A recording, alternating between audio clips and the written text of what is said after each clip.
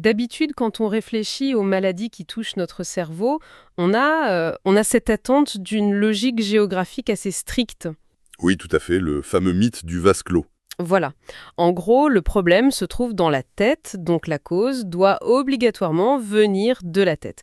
C'est genre un problème de moteur dans une voiture, quoi. On soulève le capot à l'avant, personne va spontanément inspecter le fond du coffre arrière pour comprendre pourquoi le moteur tousse. C'est vrai que cette approche très compartimentée, elle a dominé la médecine pendant des siècles. C'est sécurisant de se dire que le cerveau trône tout en haut, un peu comme un chef d'orchestre, intouchable enfermé dans sa forteresse. Sauf que notre exploration d'aujourd'hui, elle fait exploser cette forteresse. Je suis vraiment ravie de me plonger dans cet article scientifique fascinant qui s'intitule «L'influence du microbiote intestinal dans les maladies neurodégénératives». Et c'est un texte fondamental, oui.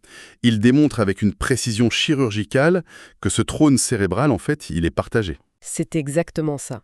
La mission de notre analyse aujourd'hui, pour ceux qui nous écoutent, c'est de décrypter comment les bactéries qui vivent dans notre estomac tirent littéralement les ficelles de notre santé cérébrale. Parce qu'il existe de vraies autoroutes secrètes entre nos organes.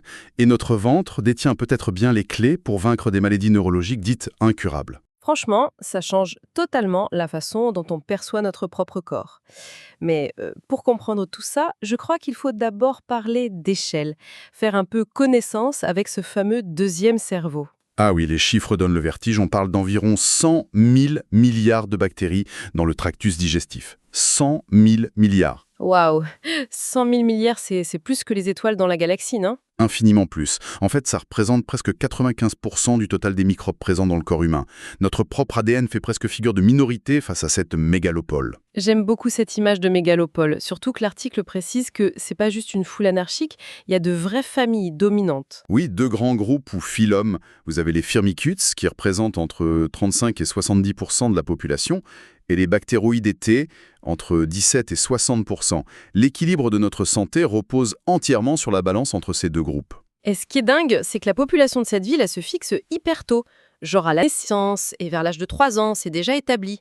C'est comme si les fondations de la ville étaient coulées dès la maternelle, quoi. Exactement. Et c'est pour ça que c'est si sensible. Si vous envoyez un ouragan sur cette métropole, par exemple, une cure massive d'antibiotiques, toute l'infrastructure s'effondre. D'accord, mais une question me vient à l'esprit.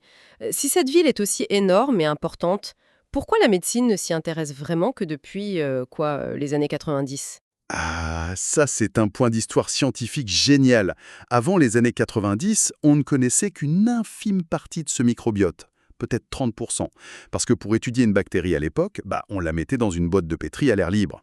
Et j'imagine que les bactéries de l'intestin n'aiment pas trop l'air libre, hein. Pas du tout. Elles sont anaérobies strictes. L'oxygène les tue instantanément, donc elles mourraient avant qu'on puisse les voir. Le grand déclic, ça a été le séquençage du génome, notamment la technique de l'ARN16S. Attendez, en gros, on a arrêté de vouloir les cultiver, on a juste scanné leur code barre génétique. C'est ça.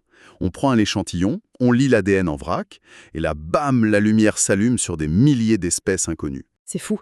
Donc, pour faire un petit résumé de cette première partie, notre ventre, c'est pas juste un tuyau. C'est un écosystème gigantesque, stable depuis l'enfance, mais hyper sensible aux agressions extérieures. Un écosystème massif, oui. Mais la vraie question, c'est comment ce chaos potentiel remonte jusqu'au cerveau. Exactement. Parce que le ventre, c'est en bas, et le cerveau, c'est en haut. Comment l'incendie se propage-t-il? L'article prend l'exemple glaçon de la maladie de Parkinson.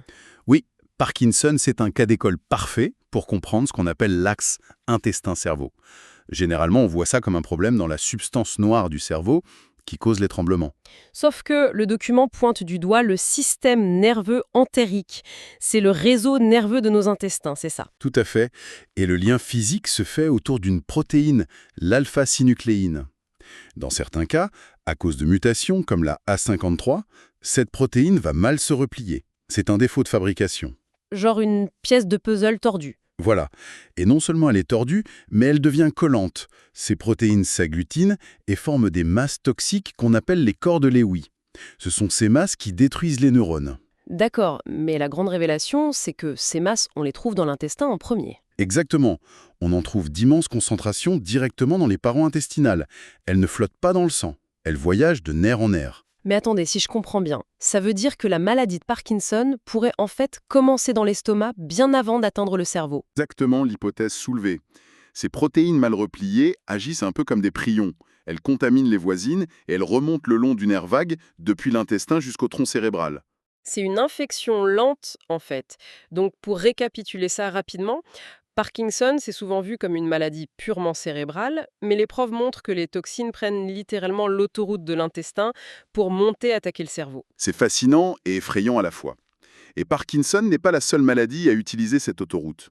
La dysbiose, donc le déséquilibre du microbiote, alimente aussi l'inflammation dans la maladie d'Alzheimer et la SLA, la maladie de Charcot.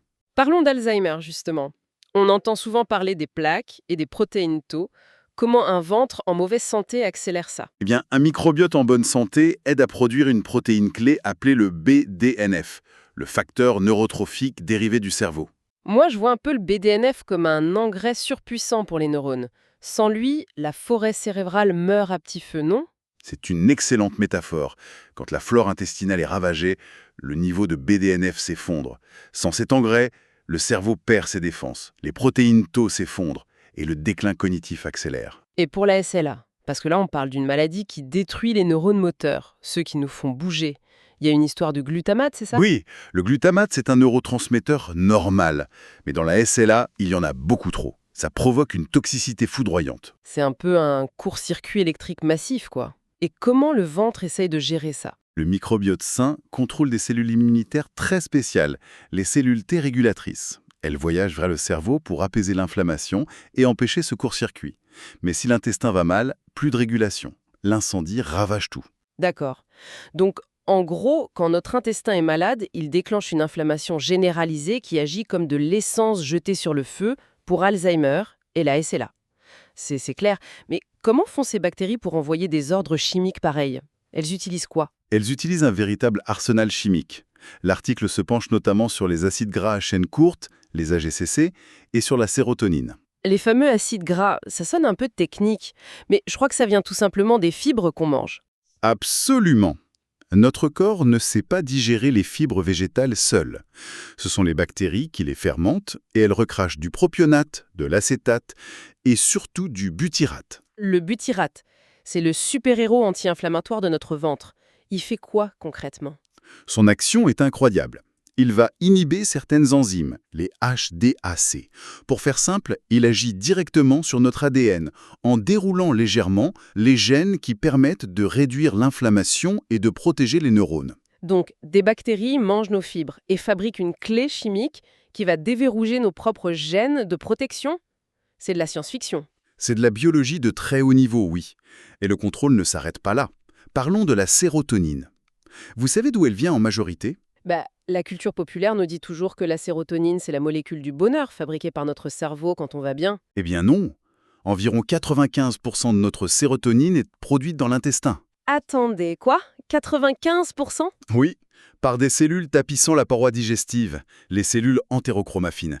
Et devinez qui leur donne l'ordre de produire cette sérotonine? Me dites pas que ce sont les bactéries. Ce sont des familles de bactéries comme les Clostridia et les Staphylococcus qui gèrent cet interrupteur.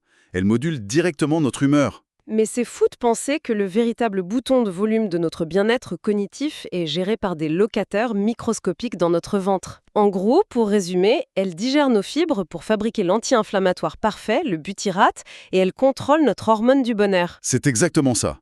Mais attention, cette usine chimique a aussi sa part d'ombre. Si elles peuvent créer des molécules vitales, en cas de déséquilibre, elles peuvent aussi créer du poison. Ah. Et là, l'article parle de l'oxyde nitrique, le fameux paradoxe de l'oxyde nitrique. C'est un messager à double tranchant. Le NO, oui, produit notamment par la bactérie E. coli dans l'intestin. En petite quantité, c'est fantastique. Ça détend les vaisseaux sanguins, ça protège les neurones via des enzymes comme ENOS et ENOS. Moi, je vois ça comme des flocons de piment dans un plat mijoté, tu vois. Enfin, je veux dire, une petite pincée, ça relève le goût, ça fait circuler le sang, c'est génial. C'est ça. Mais si l'intestin est en état de dysbiose, une autre enzyme s'active, l'INOS. Et là, c'est la production de masse. Le couvercle du pot de piment qui tombe et on vide le pot entier dans le plat. Le repas est ruiné. Que se passe-t-il chimiquement quand il y a trop d'oxyde nitrique? Ça devient hautement toxique. L'excès de NO crée ce qu'on appelle un stress oxydatif, des espèces réactives de l'azote. C'est comme une rouille ultra rapide qui va littéralement déchiqueter les parois des cellules nerveuses et les détruire, ce qui accélère massivement la neurodégénérescence. D'accord, donc l'oxyde nitrique montre bien qu'en biologie, tout est vraiment une question de dosage. Un peu, c'est vital, trop, ça tue le cerveau. Tout à fait. L'équilibre est sur le fil du rasoir. Et c'est justement cette fragilité qui pousse la médecine à inventer les thérapies de demain. Et ça, c'est la partie de l'article qui donne beaucoup d'espoir. Sachant que notre cerveau est à la merci de notre ventre, comment la médecine compte utiliser ça? On ne va plus juste donner des pilules pour la tête, j'imagine. Non, on va s'adresser au ventre. L'une des méthodes les plus prometteuses, c'est la stimulation du nerf vague, ou VNS. Le grand câble qui relie les deux baissales, on lui envoie des décharges électriques. De petites impulsions, oui. Ça force le nerf vague à envoyer un signal descendant pour éteindre l'inflammation dans l'intestin. C'est déjà exploré pour Parkinson et Alzheimer. Ouah. Et il y a aussi des solutions chimiques mentionnées, comme les acides biliaires, l'UDCA ou le TUDCA. D'habitude, c'est pour digérer le gras, non? À la base, oui, mais on a découvert qu'ils ont un effet anti-apoptose. L'apoptose, c'est le suicide cellulaire, quand le neurone décide de mourir. Exact. Ces acides biliaires agissent comme un bouclier qui empêche physiquement la cellule de s'autodétruire. Ils protègent les neurones même pendant la tempête inflammatoire. C'est brillant. Et bien sûr, la méthode la plus directe, les probiotiques, ou même la transplantation fécale, restaurer directement la flore. L'article mentionne des modèles animaux, où donner les bonnes bactéries tôt diminue carrément les dommages de l'Alzheimer. C'est le futur de la neurologie. Au lieu de chirurgie lourde sur le cerveau, on prescrira peut-être des pilules de bactéries ou des régimes très spécifiques en fibres pour soigner des maladies mentales. C'est une vraie révolution. Agir sur le ventre pour sauver le cerveau. Agir sur l'estomac pour sauver le cerveau. Ouais, c'est la nouvelle frontière. C'est un pouvoir immense qui est redonné à ceux qui nous écoutent. Nos choix du quotidien, l'alimentation, la surconsommation d'antibiotiques ou simplement notre dose de fibres, ça ne façonne pas juste notre digestion. Non, ça façonne la survie de vos neurones à long terme. C'est ça. Ça sculpte la santé future de notre mémoire, de notre esprit. C'est hyper responsabilisant. Mais ça soulève aussi une question philosophique profonde pour terminer.